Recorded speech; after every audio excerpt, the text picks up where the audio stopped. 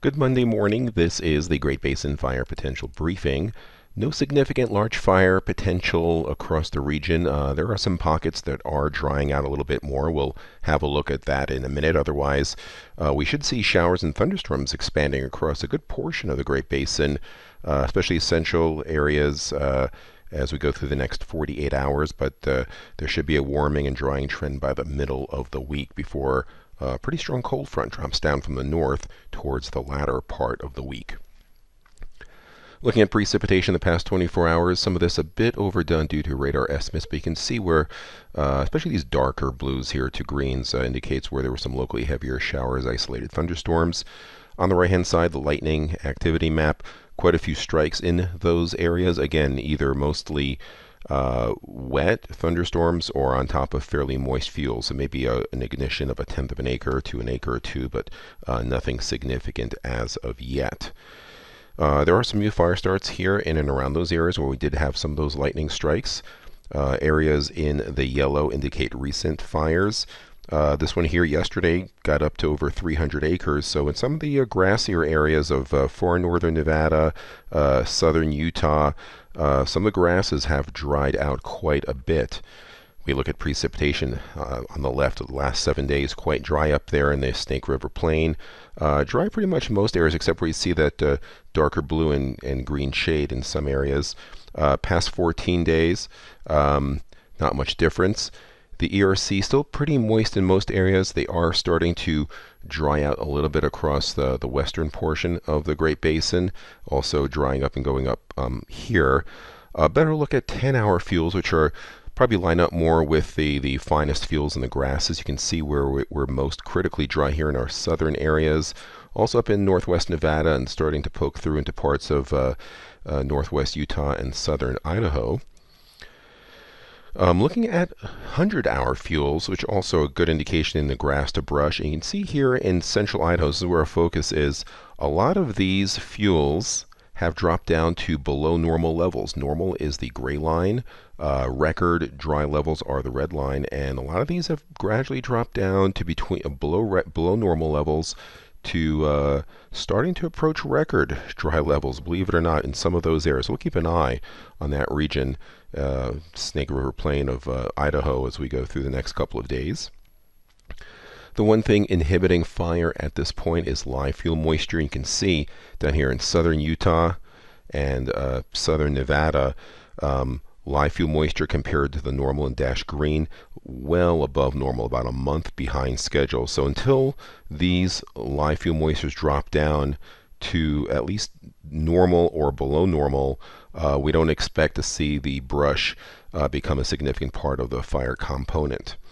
Satellite imagery shows an upper level trough, again continuing that pattern from the spring into this early summer period. Best chances for showers and thunderstorms where you see the enhanced cloud cover, but it's all starting to shift to the east. We'll see a ridge of high pressure building gradually towards the midweek period.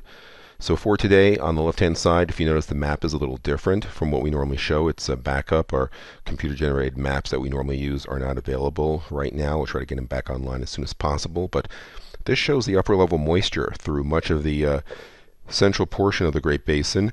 Large fire potential in parts of south central Idaho, as well as our southern tier, is where we have the driest conditions for our finer fuels. Winds overall fairly light, coming out of the northwest up here and the southwest down here in southern Utah. But these shades indicating where just speeds of 5 to 15 miles per hour for the most part. And this is afternoon precipitation.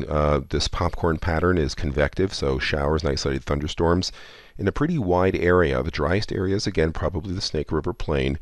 Most other areas will see some showers or at least a slight increase in humidity. Now on Tuesday, some of this deeper moisture starts exiting out to the east. We see drier air starting to poke in. Fire potential stays unchanged. And you can see on the right-hand side, the showers now have exited Nevada for the most part. They're concentrated mostly in eastern Utah. We'll see if they get down into the Arizona Strip, but drying out across our western areas. Winds out of the northwest starting to pick up across our northern and western areas. On Wednesday, still fairly dry air for the most part. High pressure will start building in, the driest air pushing into California. Here's our fire potential on the right-hand side. Notice the humidities here on the right-hand side, 14-12% in Nevada, down to 10% in Vegas, 18%. It's about normal for this time of year, mid-teens or upper teens in southern Idaho. Notice the increased wind field up here across southern Idaho. There'll be a cold front approaching from the north. These purple shades indicate wind gusts in the afternoon in excess of 45 to maybe even 50 miles per hour. And this will sneak down into northern Nevada and Utah as well. Bring some much cooler temperatures towards the end of the week. Precipitation totals, the upcoming 3 days, you can see where we're most concerned about through here. This will be mostly today and tomorrow. Further down the road on Thursday, some moisture with a front. You can see that front defined very well through here on Thursday. Most of our northern areas in Idaho go green. Moisture kind of deepens across the area. Maybe some showers and thunderstorms where you see the enhanced moisture patterns here on the left. Fire potential here on the right. Other than grasses in our far southern areas, we should be pretty moist. And similar story on Saturday, although drier air starts to build in through here. So no long-term large-scale concerns yet as we go through the next 7 days. So we look at the 7-day total precipitation, and again, noticing that a lot of this is in the first 3 days and confined mainly to mostly Utah and western Wyoming and the mountains of central Idaho. The Snake River Plain stays mainly dry, as does our far southern areas. And the 8 to 14-day outlook shows again an unseasonably cool pattern and above normal chances of moisture. This is not monsoonal moisture. We are below normal to normal down here. This is those lows that drop down out of southern Canada and produce instability, showers, and thunderstorms. Concludes our briefing. Have a great day.